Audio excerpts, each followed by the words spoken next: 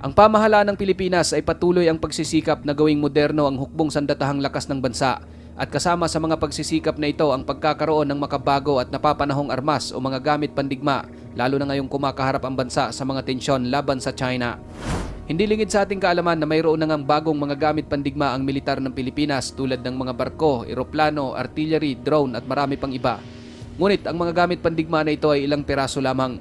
Walang kakayahan ng Pilipinas na magkaroon ng marami sa mga ito dahil ang nasabing mga armas ay galing pa sa iba't ibang bansa na binili ng Pilipinas sa sobrang napakamahal na presyo. Walang sapat na budget ang militar ng Pilipinas na makabili ng maraming mga asset upang magkaroon ng sapat na pangdepensa.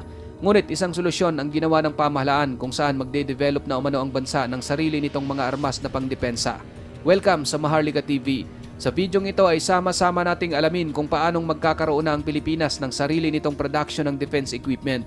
At titignan din natin kung paano ito makakaapekto sa tensyong nagaganap sa West Philippine Sea. Pero bago tayo magpatuloy, isang like lamang po ang hinihingi ko para sa videong ito. Malaking bagay na po yan bilang suporta sa ating bawat in-upload. Back to the video.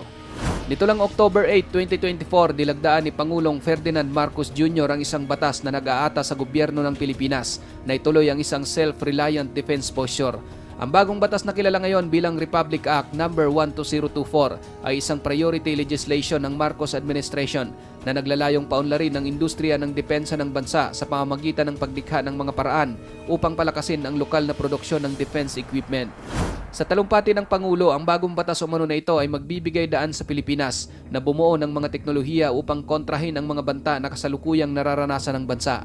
Sa pamamagitan ng batas na ito, mas magiging malawak na raw ang pananaw ng gobyerno sa depensa ng Pilipinas at natutugunan ang panandalian, katamtaman at pangmatagalang pangangailangan para sa mga defense equipment ng bansa. Maliban dito kapatid, nabibigyan din umano ng prioridad ang mga negosyong pag-aari ng mga Pilipino pagdating sa development, servicing at pagpapatakbo ng mga material sa bansa.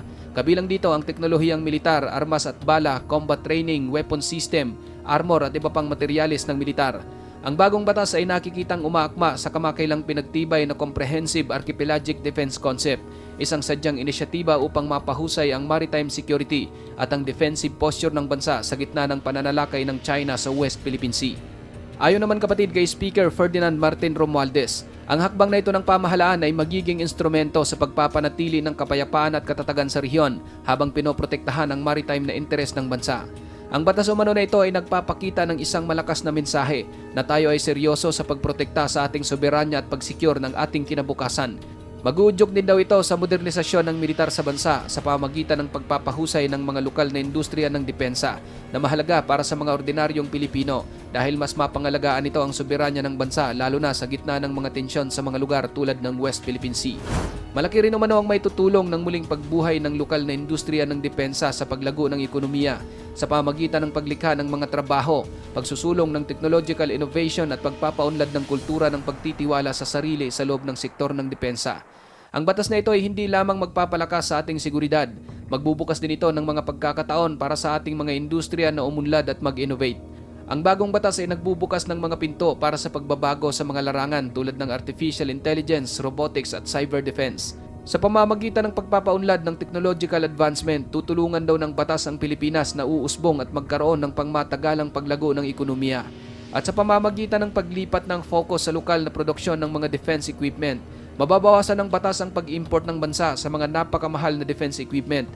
Tiniyak din ni Romualdez na ang House of Representatives ay ganap na nakatuon sa pagtiyak ng sapat na alokasyon sa budget para sa modernisasyon ng Armed Forces of the Philippines at pag-unlad ng local defense industry. Ayon naman kay DND Spokesperson Assistant Secretary Arsenio Andulong, susuportahan din ng batas ang mga kinakailangang armas at material ng AFP at iba pang law enforcement agencies. Sa isang pagtutok sa research and development, uunahin din daw ng SRDP program o Self-Reliant Defense Posture Program ang pagsulong ng mga innovation at technological na tagumpay sa industriya ng depensa at mga dual-use technology. Bubuo din umano ito ng malawak na mga kakayahan sa AFP at magpapadali sa pagkamit ng isang mapagkakatiwalaang postura ng depensa at pag-asa sa sarili. Sa pamamagitan umano ng pagbukas ng development ng isang national defense industry, gagamitin din ng batas ang potensyal ng mga lokal na negosyo sa pamamagitan ng pakikipagtulungan sa mga original equipment manufacturer mula sa mga katulad na bansang handang palawigin ang kanilang tulong sa pamamagitan ng paglipat ng teknolohiya. Ngayon mga kapatid, kung magsisimula ng gumalaw ang lokal na produksyon ng mga armas sa Pilipinas, Malaking pera ang matitipid dito ng pamahalaan at magkakaroon ng ating militar ng sapat na kakayahan para sa depensa. Hindi biro ang perang ginagastos ng gobyerno o binibigay na budget para lamang mapunan ang kinakailangang armas ng ating mga kasundaluhan.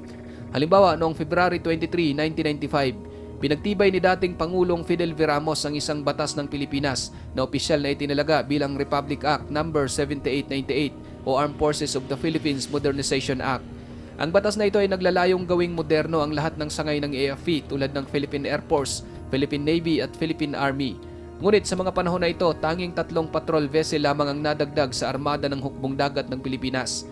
Ang 3 patrol vessel na ito ay binili ng bansa mula sa Hong Kong noong 1997 na dati namang Peacock class na ginagamit ng Royal Navy ng UK. Ayon sa mga report, ang nasabing AFP modernization program na ito ni Ramos ay mayroong budget na umaabot ng 15 billion pesos at dapat may patutupad sana sa loob ng 15 years. Ngunit natigil ito kasunod ng krisis sa pananalapi sa Asia noong 1997. Napakalaki ng budget na iyon mga kapatid, pero dahil wala nga tayong sariling defense production, talagang mapipilitan tayong bumili sa ibang bansa. At dahil sobrang napakamamahal ng halaga ng mga ito, ang mga pinaglumaang equipment na lamang ang ating kalimitang binibili para mas makatipid. Noong namang December 11, 2012 sa panahon ni dating Pangulong Noynoy Aquino, binago nito ang batas at tinawag naman itong Republic Act No. 10349. Kilala rin ito bilang Revised AFP Modernization Act na naglalayong palawigin ang modernization program ng AFP para sa isa pang 15 years na may paunang budget na 75 billion pesos para sa unang 5 taon upang ipagpapatuloy ang modernisasyon sa lahat ng sangay ng AFP. Ang binagong programa ng modernisasyon ng AFP ay nahahati sa 3 horizon. Ang una ay pinatupad mula 2013 hanggang 2017, ang pangalawa ay mula 2018 hanggang 2022, habang ang pangatlo ay mula 2023 hanggang 2028. Ang kabuuang halaga ng proyekto ay pumapalo ng hanggang sa $40 billion. Noong namang June 20, 2018, inaprubahan ni dating Pangulong Rodrigo Duterte ang listahan na pumapaloob sa Armed Forces Modernization Program para sa Horizon 2. Ang listahan ng mga proyekto ay ipapatupad mula 2018 hanggang 2022 na may budget na humigit kumulang 300 billion pesos o humigit kumulang $5.6 billion. Pagsapit naman ng January 2024, inaprubahan din ni Pangulong Ferdinand Marcos Jr. ang inisyatiba na Re-Horizon 3 na nag-overhaul sa nakaraang acquisition list na nakapaloob sa original third phase ng programa ng modernisasyon, kung saan gagastos ito ng hanggang sa $35 billion sa susunod na 10 taon.